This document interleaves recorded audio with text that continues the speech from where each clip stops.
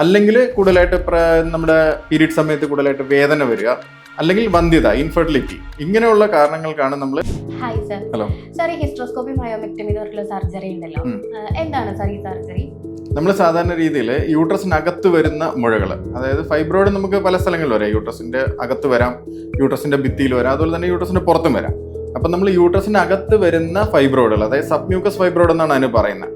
ആ ഫൈബ്രോയിഡുകൾ നമ്മൾ ഒരു ഹിസ്ട്രോസ്കോപ്പിന്റെ സഹായത്തോടെ, അതായത് ചെറിയൊരു ലാപ്രോസ്കോപ്പ് പോലത്തെ സാധനം നമ്മൾ യൂട്രസിനകത്തോട്ട് വെച്ചിട്ട് ആ ഫൈബ്രോയിഡ് റിമൂവ് ചെയ്യുന്ന സർജറികളാണ് നമ്മൾ ഹിസ്ട്രോസ്കോപ്പിക് മയോമെക്ടമി എന്ന് പറയുന്നത്.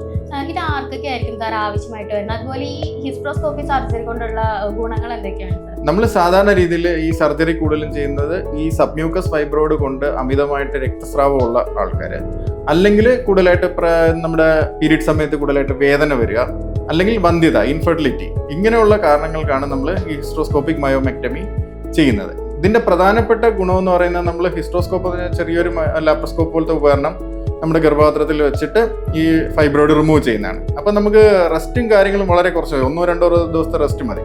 പിന്നെ നമുക്കിതൊരു ഡേ കെയർ സർജറി ആയിട്ട് ചെയ്യാം. നമുക്കിപ്പോൾ ഒരു ദിവസം കൊണ്ട് തന്നെ സർജറി ചെയ്തിട്ട് നമുക്ക് വീട്ടിലോട്ട് പോകാൻ പറ്റും. വളരെ റെസ്റ്റും കാര്യങ്ങളൊന്നും വേണ്ട. പിന്നെ വയറിൽ വേറെ മുറിവോ പാടുകളോ ഒന്നും വരുന്നതുമില്ല. ഇതാണ് ഇതിന്റെ പ്രത്യേകമായിട്ടുള്ള ഗുണങ്ങൾ.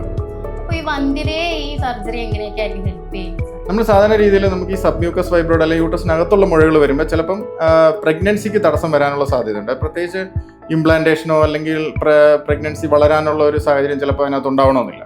അപ്പോൾ അങ്ങനെയുള്ള സാഹചര്യങ്ങളിൽ നമ്മൾ ഈ ഫൈബ്രോയിഡ് റിമൂവ് ചെയ്ത് കഴിയുമ്പോൾ ഫ്യൂച്ചർ പ്രഗ്നൻസികൾക്ക് ഗുണമായിട്ട് വരാറുണ്ട്. അതുകൊണ്ടാണ് നമ്മൾ അങ്ങനെയുള്ള വന്ധ്യതയ്ക്ക് കാരണം ഒരു സബ്മ്യൂക്കസ് ഫൈബ്രോയിഡോ ആണെങ്കിൽ അത് ഹിസ്ട്രോസ്കോപ്പി വെച്ച് തന്നെ നമുക്കത് റിമൂവ് ചെയ്യാൻ പറ്റും.